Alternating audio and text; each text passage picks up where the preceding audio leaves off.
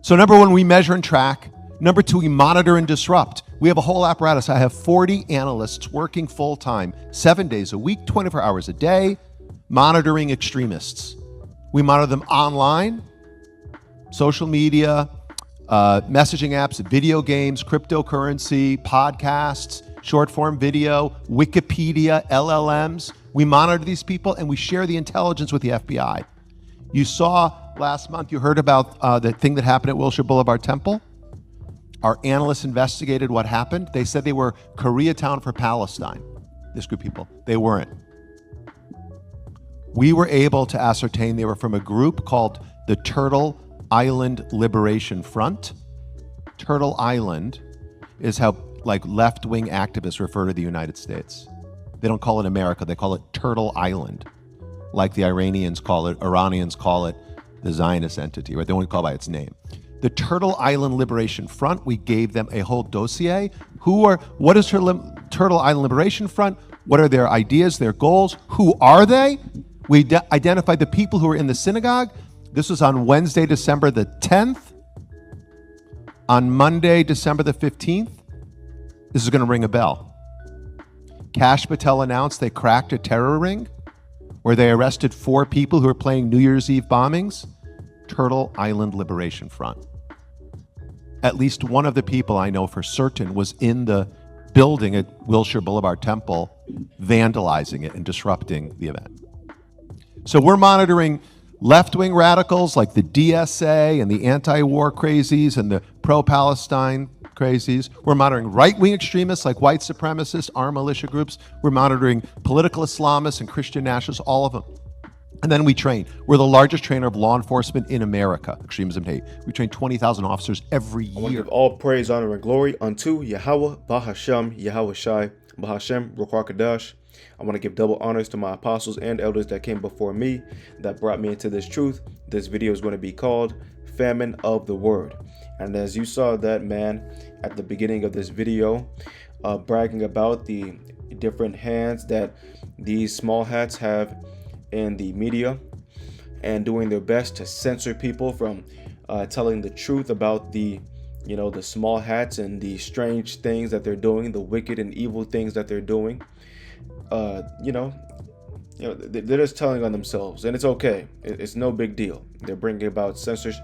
They're bringing about censorship all throughout America, and it's only a matter of time before a legitimate civil war breaks out. Not to say that I'm inciting this, but just based off my perspective, I can see that that's brewing. Okay, and it's also already prophesied in the scriptures. We're not going to go into that today and this lesson here, but of course the famine of the word is on its way. So that's why it's of the utmost importance to get this now before the time is up. Isaiah chapter 55 and verse 6 in the NLT. Seek Yahweh while you can find him. Call on him now while he is near. Let the wicked change their ways. Let me read that again. Let the wicked change their ways and banish the very thought of doing wrong. Let them turn to Yahweh that he may have mercy on them. Yes, turn to our power, for he will forgive generously. You see that one? Who's that pertaining to? That's talking about the children of Israel, the people who the Lord is going to have mercy on. Right? This is Amos chapter 8 and verse 11 in the NLT. The time is surely coming, says the sovereign Lord, when I will send a famine in the land, not a famine of bread or water, but of hearing the words of Yahweh. You see that one? So the time is coming in which you're not going to be able to get easily accessible lessons like this on the internet, simply based off of things like hate speech, right? And other things like that. What misinformation are the things that they might cite? And that's okay. Isaiah chapter 56 and verse 10. His watchmen are blind. They are all ignorant.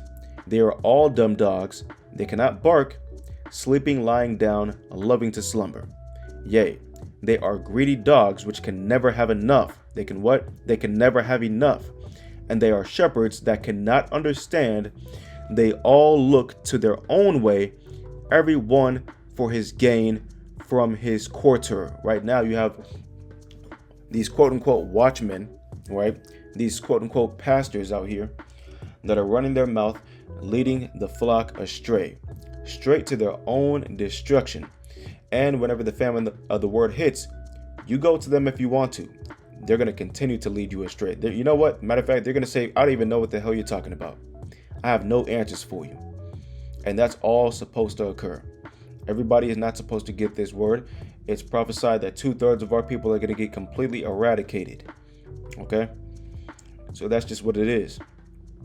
Nonetheless, again, his watchmen are blind. They are all ignorant. And your pastor is completely ignorant. If your pastor says that you don't need to have any works to be saved by the Lord, then he's going off and he's completely and woefully ignorant.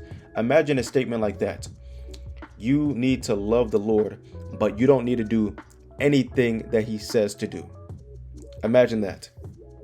That's a truly ignorant and naive and foolish statement to make, right? But that's your average so-called Christian pastor, right? Not even average. That's a high majority of your so-called Christian pastors, right? This is the book of Ezekiel, chapter 28 and verse 2 in the ESV. Son of man, say to the prince of Tyre, thus saith the Lord Yahweh, because your heart is proud, because what? Your heart is proud, and you have said, I am a God, I sit in the seat of the gods, in the heart of the seas, yet you are but a man, and no God, though you make your heart like the heart of a God. You are indeed wiser than Daniel, no secret is hidden from you. Now, who is the modern day prince of Tyre? Let's talk about Babylon the Great, right? Whomever is ruling over America at the time of his destruction. It's as simple as that. So it could be Donald Trump. It could be J.D. Vance, whomever it might be. That's irrelevant right now. Whomever it is, whenever the Lord sends his son to bring forth judgment on this place, and the other nations to send their missiles over here, that's the modern day prince of Tyre, okay? Verse 4. Oh, matter of fact, we'll read verse 3 again. You are indeed wiser than Daniel. No secret is hidden from you. Why would it say that? Because these Edomites know all these different secrets. They know who the true Israelites are. That's why they do such a great job of covering it up. That's why they basically have a persona non grata effect on the children of Israel, or at least the teaching and the preaching of the children of Israel. That's why some years ago, whenever Kyrie Irving retweeted that movie or that DVD from Amazon called Hebrews to Negroes, even though, what is his name, Ron Dalton, that gentleman's a bug out. That just the broaching or the approach or the look of people getting any kind of taste of that truth puts chills up the spines of the heathen, because they understand that whenever the children of Israel truly wake up, the elect are awakened, right, and turn towards the Lord and are sealed. That's going to draw forth the destruction of their kingdom, right? So let's look here. You are indeed wiser than Daniel. No secret is hidden from you. You see all these different things that these Edomites do, right? They're able to monitor who you are just based off of your eyes, monitor who you are based off of your IP address, right? They're able to conclude numerous different cases just based off of one little thing that you did, one tiny little mistake that you made. They're able to track your DNA and then tie you to a crime, right? That's a magnificent amount of wisdom that was bestowed upon the Edomites, the so-called white man here in this kingdom. Again, bestowed upon him for this time. Verse 4. By your wisdom and your understanding you have made your wealth, Slakia. By your wisdom and your understanding you have made wealth for yourself, and have gathered gold and silver into your treasuries. By your great wisdom and your trade you have increased your wealth, and your heart has become proud in your wealth. Therefore thus saith the Lord Yahweh, because you make your heart like the heart of a god, therefore behold, I will bring foreigners upon you. I will bring what? I will bring foreigners upon you, the most ruthless of the nations, and they shall draw their swords against the beauty of your wisdom and defile your splendor. They will what? Defile your splendor. They shall thrust you down into the pit, and you shall die the death of the slain in the heart of the seas. How is that going to occur? Whenever the thermonuclear destruction hits America, these other nations, like NATO, the EU, Russia, and China, whenever they finally start sending nukes over to Babylon or America, that's how you're going to see that sword be put, or the belt to, the BTA is going to be put on America. That's whenever you're going to see these prophecies unfold. Again, therefore, behold, verse 7 in Ezekiel, the 28th chapter, and the ESV, I will bring foreigners upon you, the most ruthless of the nations, and they shall draw their swords against the beauty of your wisdom and defile your splendor. They shall thrust you down into the pit, and you shall die the death of the slain in the heart of the seas. Will you still say, I am a God in the presence of those who kill you, though you are but a man and no God, in the hands of those who slay you? So is Edom going to keep on running their mouth? Are the Edomites going to keep on saying, I'm a proud American, I'm the best of all time, nobody's going to stop America?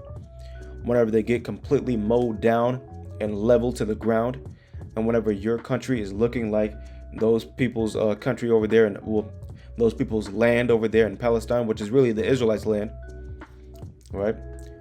Whatever the case may be, again, Esau, Edom, the so-called white man, or the small hats here, in this case, have a magnificent plan coming that's going to fall on their own heads. And that's completely okay. We just can't wait for it, man. Esau just needs to keep on revving these things up, keep on trying to bring forth that censorship and whatnot, whatever he needs to do to speed up and progress the destruction of his own kingdom. That's all we're waiting on. Lord willing, this is edifying. This has been Famine of the Word. I want to give all praise, honor, and glory unto Yahweh, Bahasham, Yahweh Shai, Bahashem, Rakwah Kadash. I want to give double honor to my apostles and elders that came before me, that brought me into this truth. Thank you for listening. For the elect out there, the hopeful elect that's putting in this work, continue. Until next time, I say shalom.